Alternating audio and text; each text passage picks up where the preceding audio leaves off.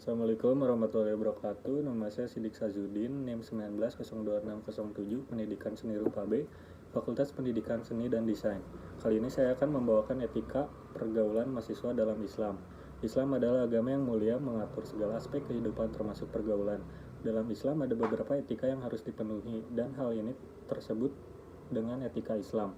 Secara bahasa, kata etika berasal dari kata etokos, yang berasal dari Yunani atau etos yang memiliki arti karakter, kebiasaan, kecenderungan, dan penggunaan.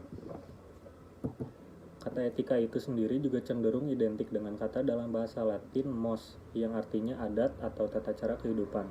Dengan kata lain, etika Islami adalah sistem atau tata cara yang mengatur tingkah laku seseorang terutama dalam masyarakat. Etika Islam adalah etika yang dilandasi oleh hukum Islam dan mutlak mengikat semua umat muslim terutama dalam pergaulan. Pokok dasar etika Islam tercantum dalam Al-Quran seperti firman Allah dalam Al-Quran surat Al-Qalam ayat 4 dan Ali Imran ayat 104 yang bunyinya, "Sesungguhnya engkau, Muhammad, berada di atas budi pekerti yang agung. Hendaklah ada di antara kamu segolongan yang menyeru kepada kebaikan atau al-khair, menyerukan kepada ma'ruf atau yang baik, dan melarang dari perbuatan munkar, dan itulah orang-orang yang bahagia." Dalam agama Islam, ada beberapa aspek atau hal yang menyangkut pergaulan yang harus diketahui. Di antaranya adalah dengan siapa kita bergaul dan bagaimana cara bergaul dengan orang lain. Untuk lebih jelasnya, simak penjelasan berikut ini mengenai pergaulan dalam Islam. Yang pertama, ada pergaulan dengan sebaya.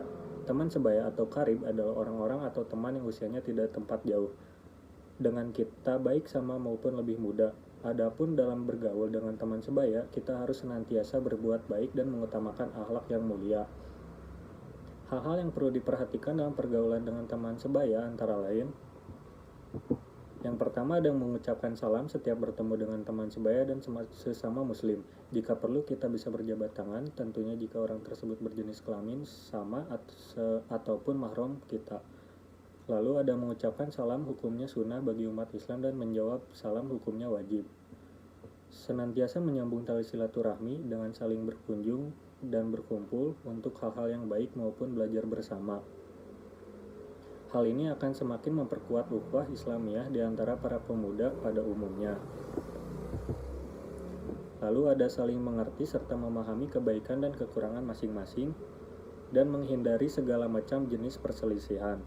Teman sebaya hendaknya saling tolong-menolong dalam hal kebaikan, dan menolong teman sebaya yang sedang dalam kesusahan tentunya sangat dicintai Allah Subhanahu wa Ta'ala, misalnya dengan cara bersedekah atau mengasihi dan memberi perhatian satu sama lain. Terutama jika ada teman yang sedang kesusahan atau ditimpa suatu masalah, kita sebagai teman wajib mendukung dan perlu memberi pertolongan.